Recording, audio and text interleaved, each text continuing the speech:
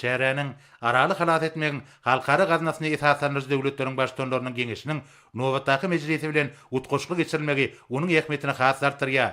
Samitin gün tertibine tebiği ekolog tewekkelçilikleri, iqtisatda aydan durnukluluk we uygunlaşmak, tebitde adı howpsuzlygy, tebiği serişdeleri durnuklu dolandırmak, howanyň hapalanmagyna garşy göreşmek, ekologiýa maksatlaryny gazanmagyň mexanizmler, adalatly we inkluziv geçiş, ekologiýa we sanly tejribeler bilen baglanyşykly we başga da birnäçe beýleki meseleler girdirildi. Prezident Kasım Jomart Tokayev hemmeleri mehirli bereklep, çaqylyk kabul edip, sammite gatnaşýanyklar üçin hoşalyk bildirdi. Hemde döwlet başçylarynyň, halkary guramalaryň we hyzmatdaşlaryň gatnaşmagynyň bu çärenin ähmiýetini hassa artdyrýanyny belledi. Soňra sammite gatnaşçylary söz berildi. Hormat prezidentimiz çykyş etmek bilen sammite gatnaşlary mehirli bereklep, Qazaqstan Respublikasynyň prezidenti Kasım Jomart Tokayew Tewitliň ekologiýa sammitini çağırmak boýunça başlangyjy bildirilen mehmançyllyk hemde bu çärenin ýokary guramaşyk derejesi üçin minnetdarlyk bildirdi. Bir forum aýratyn möhüm waka bolup durýar. İlkinji gedek biziň ýurtlarymyz tarapyndan iň ýokary döwlet derejesine giňildiren ekologiýa gün tertibi toplamlaryň bitiw we hakyky sewit ölçeginde ara alyp maslahatlaşýar.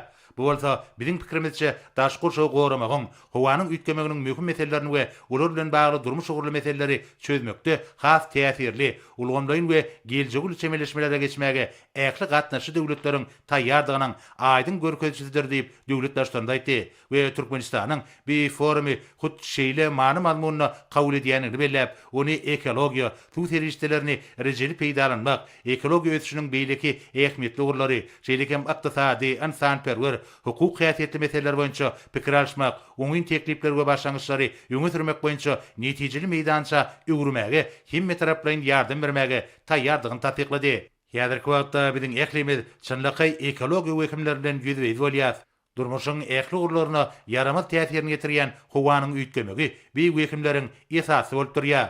Biz suw serişdeleriniň azalmagynyň, topragyň yaramazlaşmagynyň, çölleşme hadisalarynyň güýçlenmeginiň, biolog köptürlüğün yitirilmeginiň, şeýle hem ýaşaýyş üçin amatsız bolan çäklerden göçüp gitmek hadisalarynyň artmagynyň şaýat bolýar.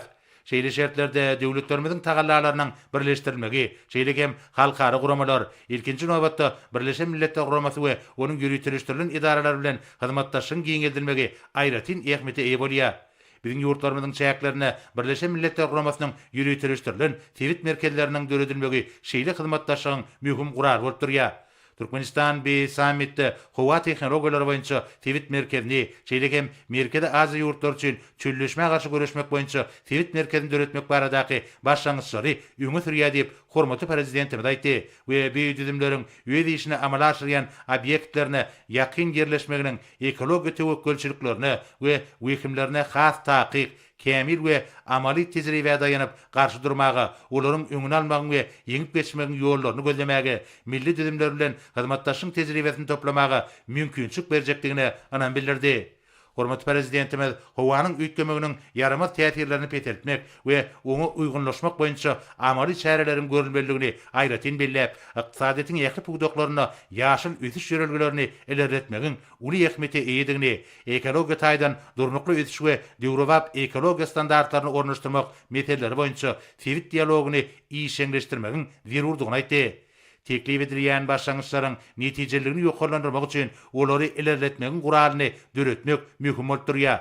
Ruhanda öňe sürilýän teklipleri bilermenler derejesinde geçirilýän tewit we tewitara ekologiýa duşuklaryna hemde maslahatlaryna deslapdan ara alyp maslahatlaşmagy we kämilleşdirmegi maksady laýyk gatapla ýasyp döwlet başçylaryna aýtdy we bu duşuklarda hemde maslahatlarda anyk teklipleri durmuşa geçirmegiň umumy garaýşlary we çemeleşmeleri işinip taýýarlanýan ýagdaýynda diňe üýdary alaraşyk kazanılandan we degişe resmi namalar dolu alaraşylandan soňra ministrler derejesindäki maslahatlary çağırmagy hemde bu meseleleri sammitleriň gün tertibine girdimegi teklip etdi.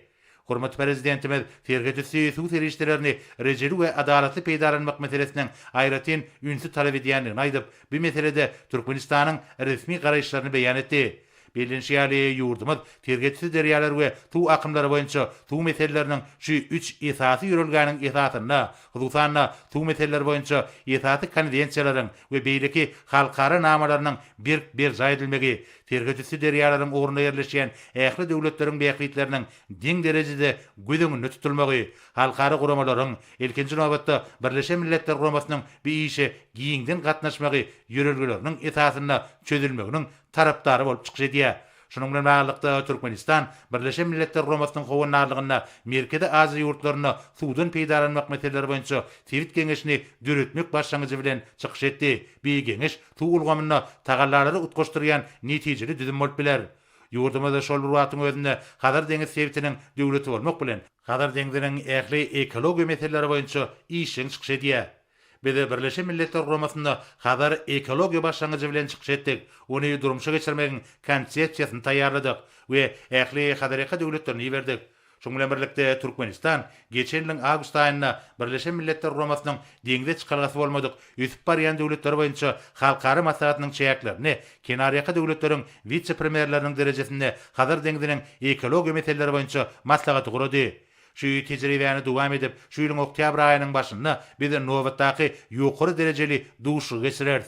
Onuň netijeleri boýunça Hazareka döwletleriniň ekologiýa abadançylygy we Hazar deňizini hemde onuň öýe bolşy tebigatyny gorap saklamak meseleleri boýunça hyzmatdaşyň tezi tapgyryny çykarsyp, umyt etýäsip, hormatly prezidentimiz belledi we Aral deňizini halat etmek meselelerini möhüm ähmiýetini aýtdy. Şunun bilen baglanykda hormatly prezidentimiz bugün Araly halat etmegiň halkara gaznasyna esaslanýan döwletleriň başçylarynyň geňeşiniň mejlisiniň geçirecekdigini belläp, onda Araly halat etmäge gönükdirilen mundan meýlekde bilelikdäki işler boýunça derul çözütleriň kabul ediljekdigini alan bildirdi. Tewitleýin ekologiýa forumynyň araşykly çözütleri işläp taýýarlamak üçin netijeli halkara meýdança öwriljekdigine umyt edýär. Biziň taryhy we medeni ýakynlygymyz ýurtlarymyzyň halklaryna hemişe mahsus bolan hoşnýetli goňşuçylyk, raýdaşlyk we öýdary golluk bermek ruhy bizi şoňa boşlandyrýar. Şoňa görä Türkmenistan hyzmatdaşyň bir formatynyň geljegine ýokary baha berýär. Şugun biz öňümizdeäki ulgamlaryň işlere gowy itergi berjekdigimize umyt edýäsip, hormatly prezidentimiz sözüni jemledi we hemmeleri Tewitleýin ekologiýa sammitiniň ýöz işine başlamak bilen gutlap, netijeli pikir alşmalary arzu etdi. Hormatly prezidentimiziň çykyşy uly üns bilen dinlenildi.